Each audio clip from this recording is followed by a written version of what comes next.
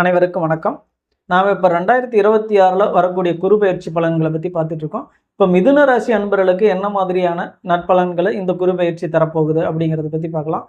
பொதுவாக மிதுன ராசிக்கு இவர் என்ன ஆதிபத்தியம் பெற்றவராக வராரு அப்படின்னு பார்த்தோம்னா, 7ஆம் இடம் அப்படிங்கிற கலத்தரஸ்தானம், கூட்டு தொழில், கூட்டாளிகள், மனைவி ஸ்தானம் அப்படின்னு சொல்லக்கூடிய 7ஆம் இடத்திற்கும் 10 அப்படின்னு சொல்லக்கூடிய தொழில் ஸ்தானம், கர்மஸ்தானத்திற்கும் ஜீவனஸ்தானத்திற்கும் ஆதிபத்தியம் பெற்றவராக குரு பகவான் வருவார். இவ்வளவு நாள் மிதுன ராசியிலேயே இருந்தார் குரு பகவான். இப்போ 2ஆம் இடத்துக்கு பயிற்சி ஆகிறார். இந்த காலகட்டங்கள் இவருக்கு சிறப்பா அப்படின்னு பார்த்தோம்னா, பொதுவாக தனக்காரகன் 2ஆம் இடத்திற்கு வர்றது சிறப்பு தான்.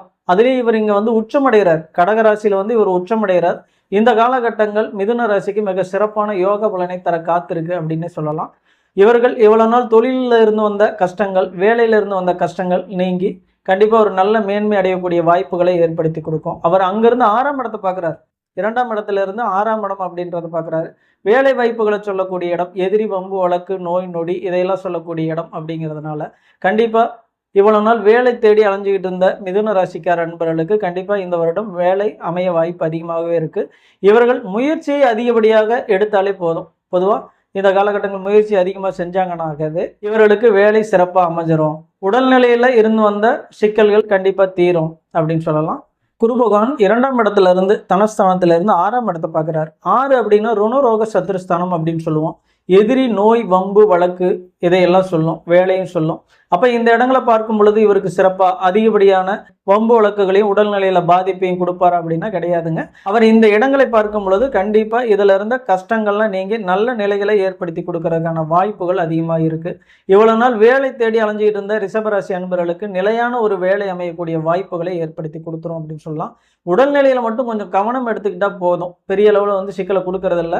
அதனால கொஞ்சம் கவனம் எடுத்துக்கிட்டா போதும். எதிரிகள் சம்பந்தப்பட்ட விஷயங்கள்லையும் கொஞ்சம் கவனமாக இருந்துட்டாவே அந்த பிரச்சனைகள் தானாக விலகி செல்லும் அப்படின்னு சொல்லலாம். அடுத்து 8ஆம் இடத்தை பார்க்குறார். இவர் வெளிநாடுகளுக்கோ வெளி மாநிலங்களுக்கோ வேலைக்கு முயற்சி பண்ணிட்டு இருக்கிறாரு, வெளிநாடு போகிறதுக்காக ஏதோ முயற்சி பண்ணிட்டு இருக்கிறாரு அப்படின்னு சொன்னோம்னா கண்டிப்பாக இவர்களுக்கு அதுக்கான வாய்ப்புகள் சிறப்பாக அமையும் அப்படின்னு சொல்லலாம். எதனால் வாய்ப்புகள் சிறப்பாக இருக்குது மிதுன ராசிக்காரர்களுக்கு அப்படின்னு பார்த்தோம்னா, அவர் நீர் ராசியில் உட்காந்துருக்கிறார். குரு பகவான் 2ஆம் இடம் அப்படிங்கிற நீர் ராசியில் உட்காந்து 8ஆம் இடத்தை பார்க்குறார். வெளிநாட்டு வேலை சிறப்பான வாய்ப்புகளை ஏற்படுத்தி கொடுத்துரும் அப்படின்னு சொல்லலாம். அதனால இந்த காலகட்டங்கள் வெளியூர், வெளிநாடு, வெளி மாநிலம் செல்ல முயற்சி செஞ்சுட்டு இருக்கிறவங்களுக்கு கண்டிப்பாக இந்த ஒரு வருடம் சிறப்பாகவே அமையும் அப்படிங்களா. அடுத்து 10ஆம் இடம் தொழில்ஸ்தானத்தை பார்க்குறாரு. எவ்வளவு நாள் தொழிலில் கஷ்டப்பட்டு வந்துகிட்டு இருந்தவங்களுக்கு கண்டிப்பாக இது ஒரு சிறப்பான முன்னேற்றத்தை தரக்கூடிய காலமாக மிதுன ராசி அன்பர்களுக்கு அமைஞ்சிடும் அப்படின்னா எந்த ஒரு மாற்று கருத்தும் இல்லை அப்படின்னு சொல்லலாம். ஆக மொத்தம் இந்த காலகட்டங்களில் பார்த்தீங்கன்னா மிதுன ராசிக்காரர்களுக்கு இந்த குரு பயிற்சி மிக அதிகப்படியான சிறப்புகளையும் நன்மைகளையும் தர காத்திருக்குது அப்படின்னு